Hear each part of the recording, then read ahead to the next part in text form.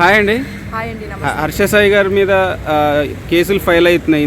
నిన్న కూడా ఒక కేసు అయింది. టోటల్గా 2-3 కేసులు ఫైల్ అయినాయి. ఎలా అనిపిస్తుంది మీకు? నిజాలన్నీ బయటకు వస్తున్నాయి. మేకమని పులిలా ఉన్నాడు కదా, ఇప్పుడు మొన్నటిదాకా మేకలా ఉన్నాడు, ఇప్పుడు పులి ఏంటో అని బయటకు వచ్చింది, అంతే, తప్పులేదు. కానీ ఆయన చేసి తప్పుల మాలనే ఒకటోటి బయటకు వస్తుంది. ఎవరు కావాలని నేను తీసుకోరు కదా. ఏ ఆడపిల్ల కూడా నన్ను రేపు చేశాడని చెప్తే ఆ పిల్లకి రేపు పొద్దున్న ఫ్యూచర్లో లైఫే లేకుండా పోతుంది. అలాంటి ఒక అమ్మాయి బయటకు వచ్చి చెప్పిందంటే అది నిజమే నమ్మొచ్చు. నిజమా అబద్ధం అనేది ముందు వెళ్తుంది. ఎందుకంటే ఇతను చాలా మోసాలు చేస్తున్నాడు. రీసెంట్గా అయితే నా ఫ్రెండ్ ప్రమేల ఇంకొక అమ్మాయి చాలా వరకు మనీ విషయంలో మేము మీకు ఇబ్బందులు ఉంటే మేము హెల్ప్ చేస్తామని చెప్పి వాళ్ళు ఒక మెసేజ్ పెట్టి దాన్ని క్లిక్ చేశాక మళ్ళీ వాళ్ళు కాల్ చేసి చాలా మెసేజ్ పెడుతున్నారు. వీళ్ళు మొత్తం వీళ్ళ ఒక టీం ఉంది.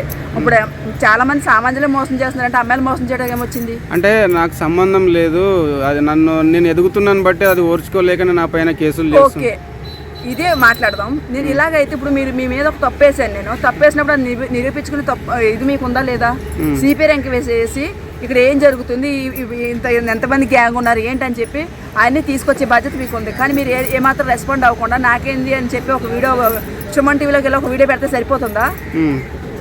పద్ధతికి రెస్పాండ్ అయితే ఓకే. మీరు ఆ విషయం పక్క పెట్టండి. అది ఆడవాళ్ళని ఎవరైనా మోసం చేయడం, మనీ పరంగా మోసం చేయడం పక్కన పెట్టేయండి.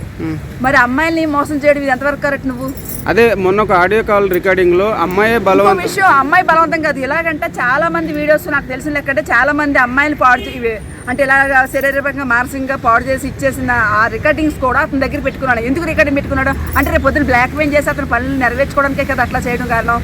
అంటే ఇతను చేసేది ఏంటంటే అన్నీ కూడా నెంబర్ 1 కేడీ పని చేసేదే ఇతని పేరేంటి మర్చిపోయి, హర్ష సాయి కాదు, సైకో సాయి అని పెట్టుకోవాల్సింది.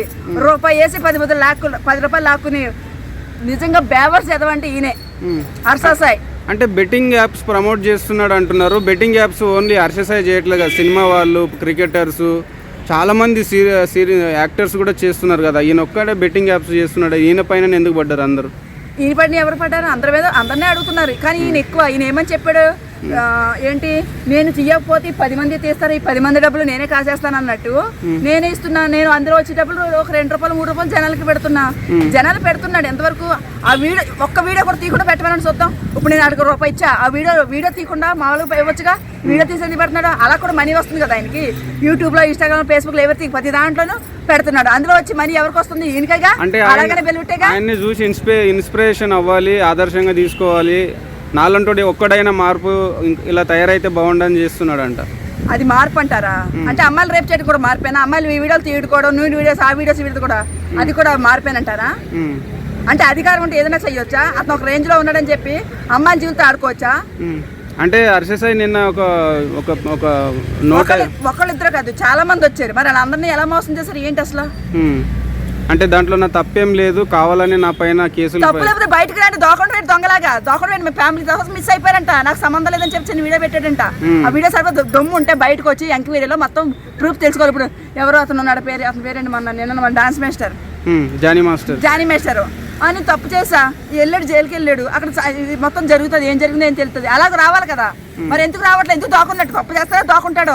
ఇప్పుడు నేను తప్పు చేస్తా, నేను దాక్కుంటా.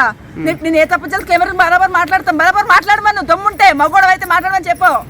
నా తరపు నుంచి నా లాయర్ ఏదున్నదో చూసుకుంటాడు అంటున్నాడు కదా.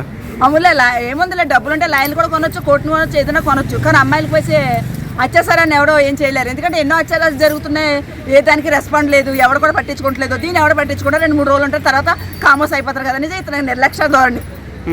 అంటే మీ ఇంట్లో అక్క చెల్లెలు లేరా?